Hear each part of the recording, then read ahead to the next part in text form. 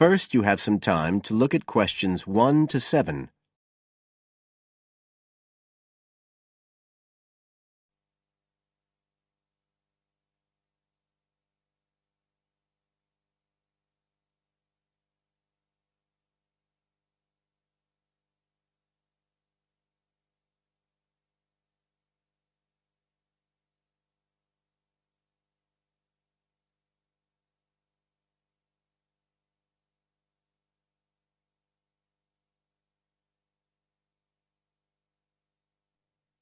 Listen carefully and answer questions 1 to 7.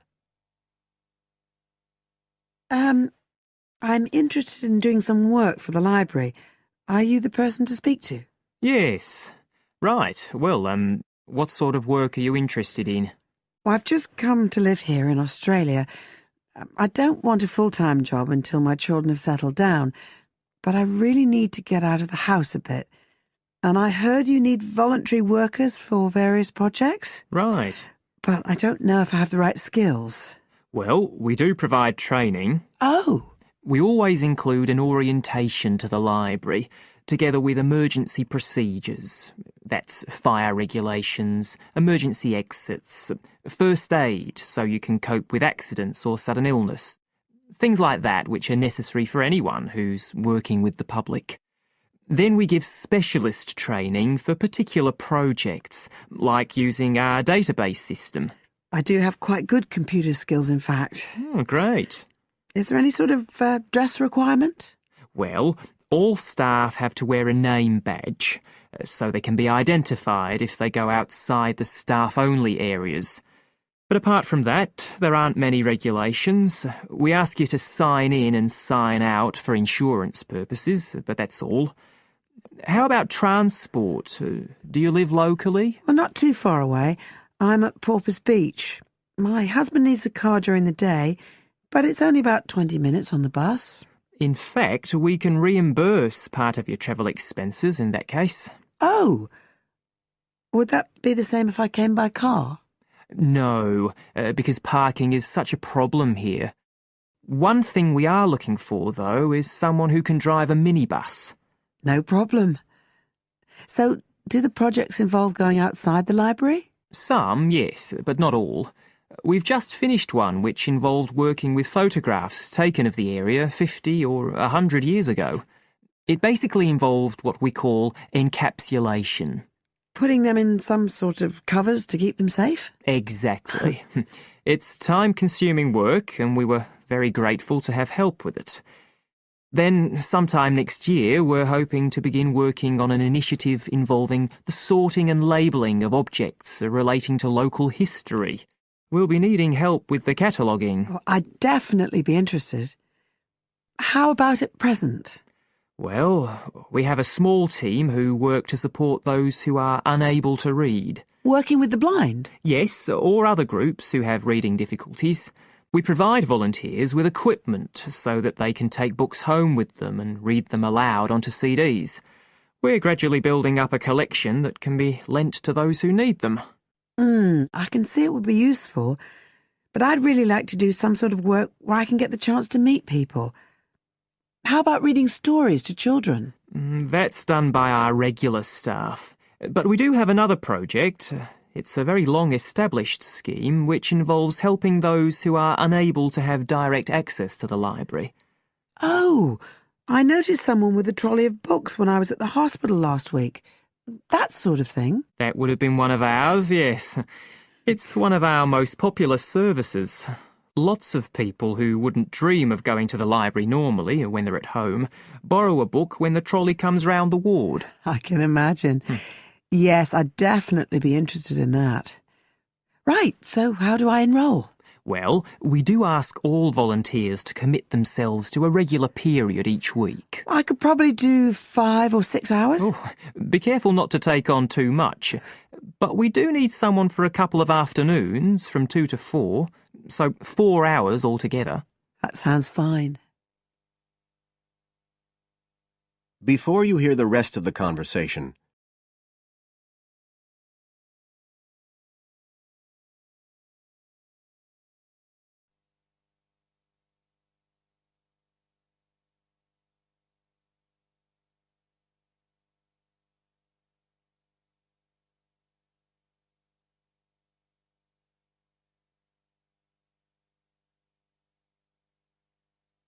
Now listen and answer questions 8 to 10.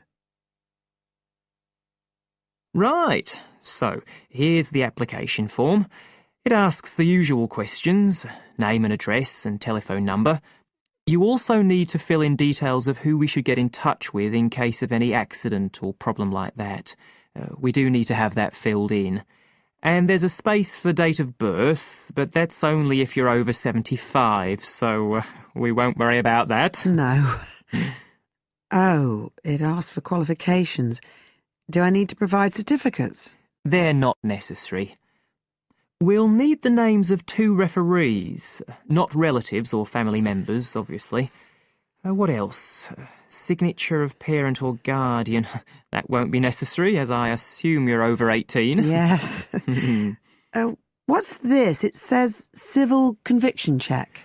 That's a document we have to provide by law for those working on projects involving children, so we won't need it in your case. But you will need to sign this separate document. That's a copy of commitment. It's basically an agreement to work according to the library guidelines. So, if you'd like to fill this all in, you can do it here or take it home, whichever you prefer. I'll take it home if that's okay. Right, well, thank you for your time. That is the end of part 1. You now have half a minute to check your answers.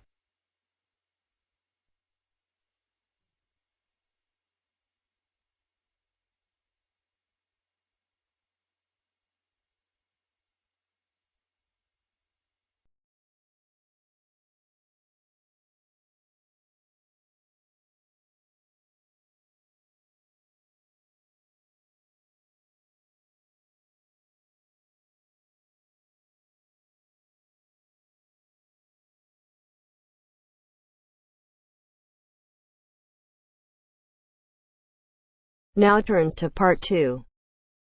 Part 2. You will hear a telephone conversation about a job vacancy. First, you have some time to look at questions 11 to 15.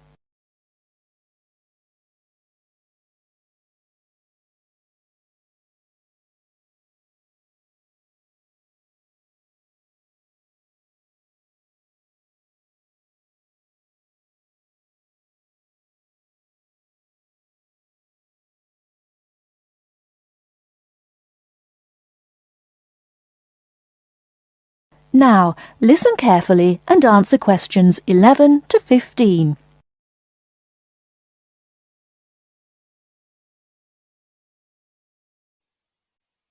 Hello, Top Job Employment Agency. Ellen Sykes speaking. How can I help you? Good morning. My name's Steve Collins and I'm calling about the call centre job advertised in today's paper.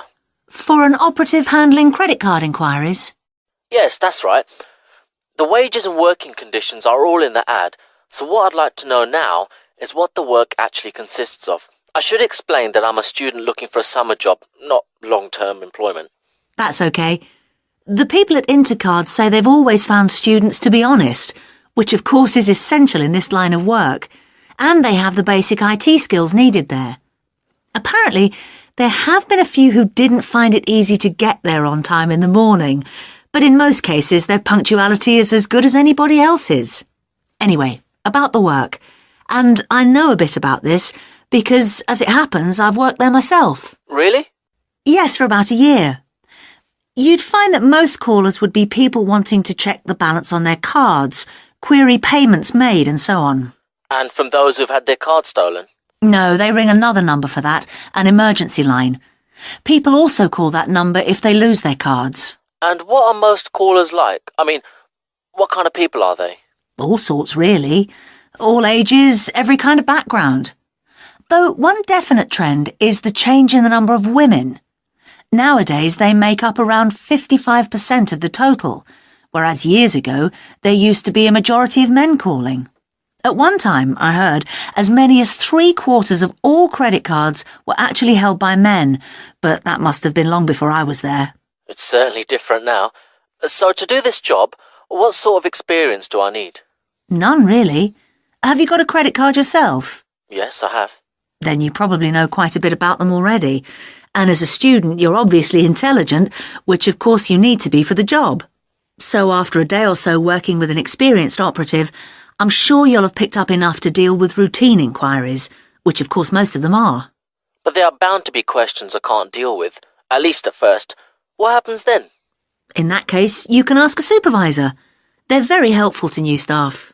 I think I like the sound of this. What do I do next?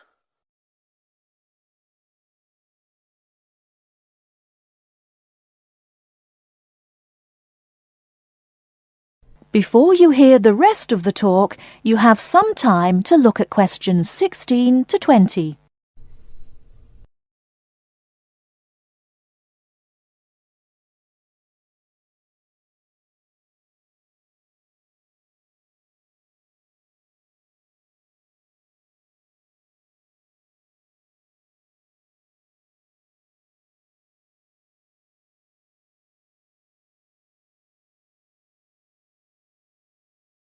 Now listen and answer questions 16 to 20.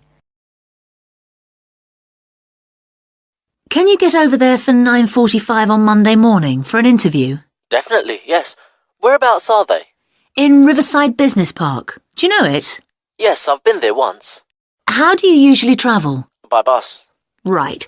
So you take either the 136 or 137 to the bus station, and when you come out of there, you turn right. Along Orchard Road, that is. The road from the railway station? Yes, that's right. You go past the petrol station next to the car dealers, then carry on down the road. Do I take the first left at the main car park? Well, you could do that, and walk up Newfield Avenue alongside the shopping centre, but it's a long way round. I'd suggest continuing along Orchard Road with the water company and then the insurance offices on your right. They used to be local government offices, by the way. Yes, I remember those. And you keep going until you reach the advertising agency. Now, facing that is a small road called Cherry Lane. There's a newspaper office on the corner, and opposite that is a big hotel, so you can't miss it. And how far down that road is it? Well, they aren't actually in Cherry Lane.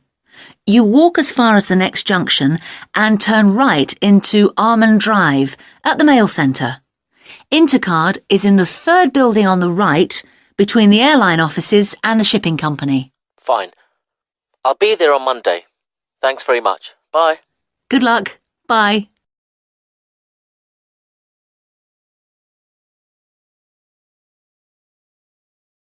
That is the end of part 2. You now have half a minute to check your answers.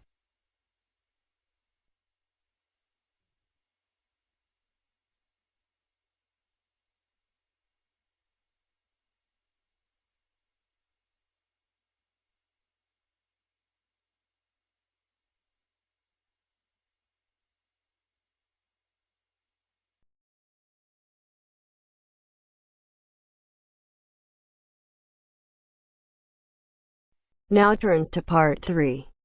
Part 3. You will hear two business studies students discussing a presentation they'll do on an article on working effectively in groups. First, you have some time to look at questions 21 to 26.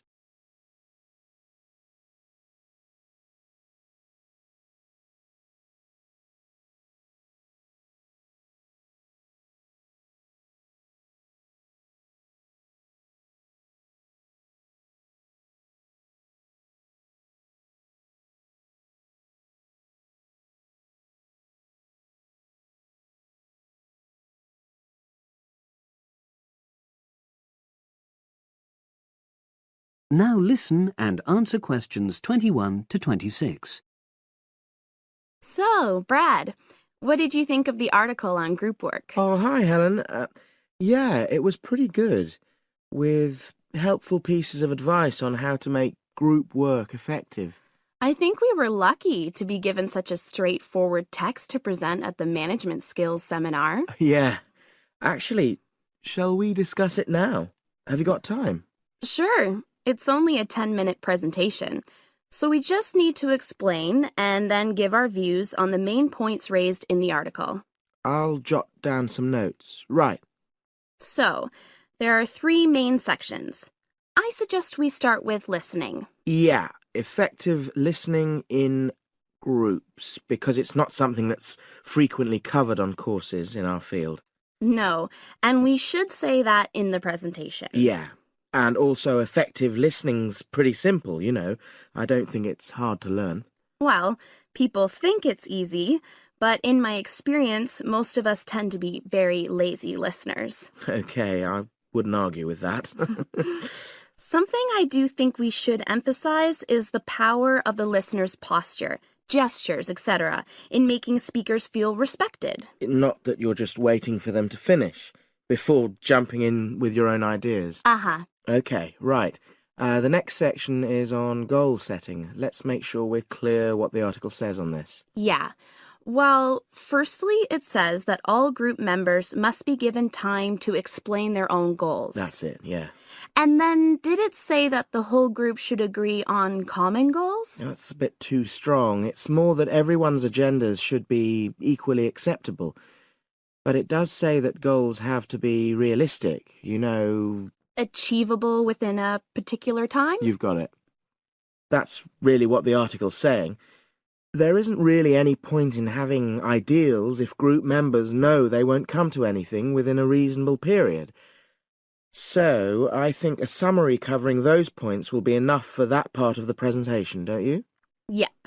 Now, the last section is about conflict resolution. Actually, I thought it was the worst part of the article. Me too. I don't think it went into sufficient detail on the issue. Actually, I thought it devoted too much space to it, but that it was all rather boring, you know? It didn't mention some of the more radical theories. Absolutely. I found that really irritating. Right, and also I think it could have said more about conflict sometimes being healthy in groups. Absolutely. It just mentioned rather glibly about how we should avoid thinking of winners and losers, and that quick resolution of conflict is always desirable. Without explaining what these terms mean? Well, it gives quite detailed definitions, but doesn't develop a proper argument. Right. So, for the presentation, I think we just give some definitions and then explain what we felt were the weaknesses in the article's treatment of conflict resolution. Yeah, good. Now you have some time to look at questions 27 to 30.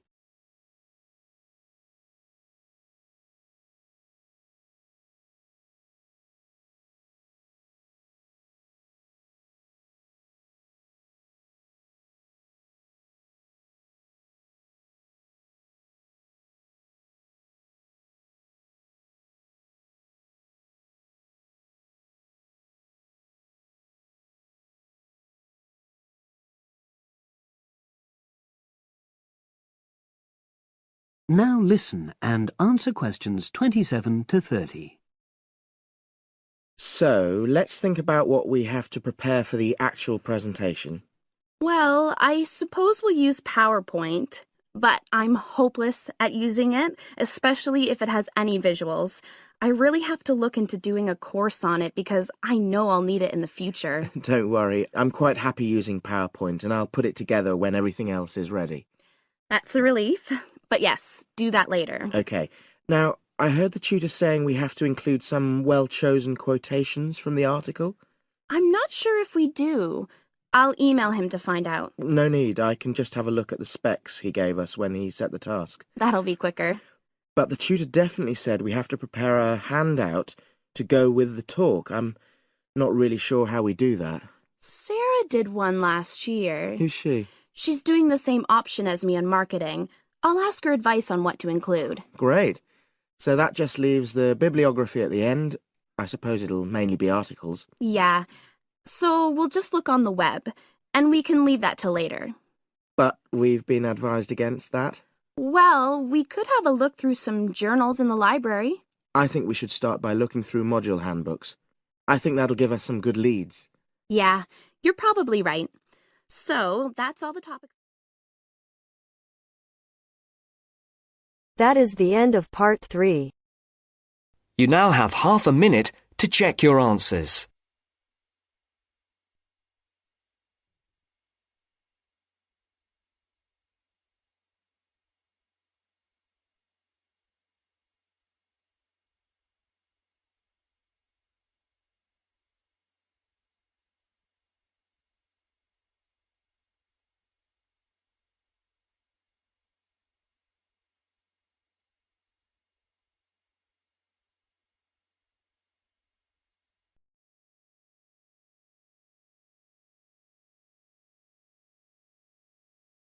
Now turns to Part 4.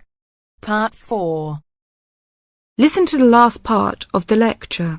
As you listen, complete the notes below. First, you have some time to look at questions 31 to 40.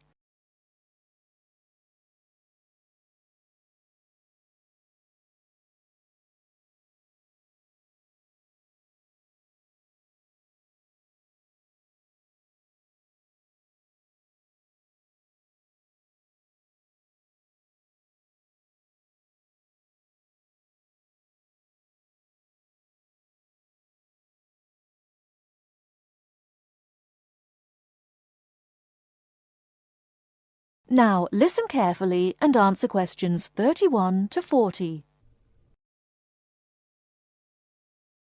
Last time I said that a lot of Irish people left the country and went to England, America and many other foreign countries. Today I'd like to talk about the emigration. The effects of immigration were not all bad. The immigrants experienced a lot of hardship in their new countries. There is a famous story about a park in Shanghai where Chinese and dogs were not allowed. Well, in England, until into the 1950s, signs for jobs sometimes read, "Irish need not apply." The immigrants often experienced discrimination, but they formed many organisations to look after their fellow immigrants. Many of these organisations later became very important. In America, the Irish chose politics as the way forward, and significant cities were controlled by Irish politicians. This movement reached its peak with the election of John F. Kennedy in 1960. His grandparents came from Ireland, and his election had a significant impact in Ireland, helping the process of recovery of self-confidence which we have today. Today, there are 70 million people of Irish descent living outside Ireland. In America alone, there are 40 million people, and 10 million of these people have a 100% Irish background. They carried the culture of their home country with them and adapted it to their new home. They made changes which would be unthinkable in the home country, and we often laughed at the Yankees' Irishness. In fact, any immigrant who came back to live in Ireland, often after many years, found it very difficult to fit into Irish society again. They had been changed by the experience. These immigrants have always had an interest in the old country. The American letter was a letter containing dollars sent back to one's family. More recently, President Clinton has been very influential in bringing peace to the north of Ireland. Riverdance itself was the idea of a dancer who was American, who applied American methods to traditional dancing, and the fusion was immediately popular. Modern Ireland has been able to use the disaster of the last century to learn modern marketing techniques and apply them, without at the same time losing what is distinctive about itself. Riverdance is a demonstration of that distinctiveness. That is the end of Part 4. You now have half a minute to check your answers.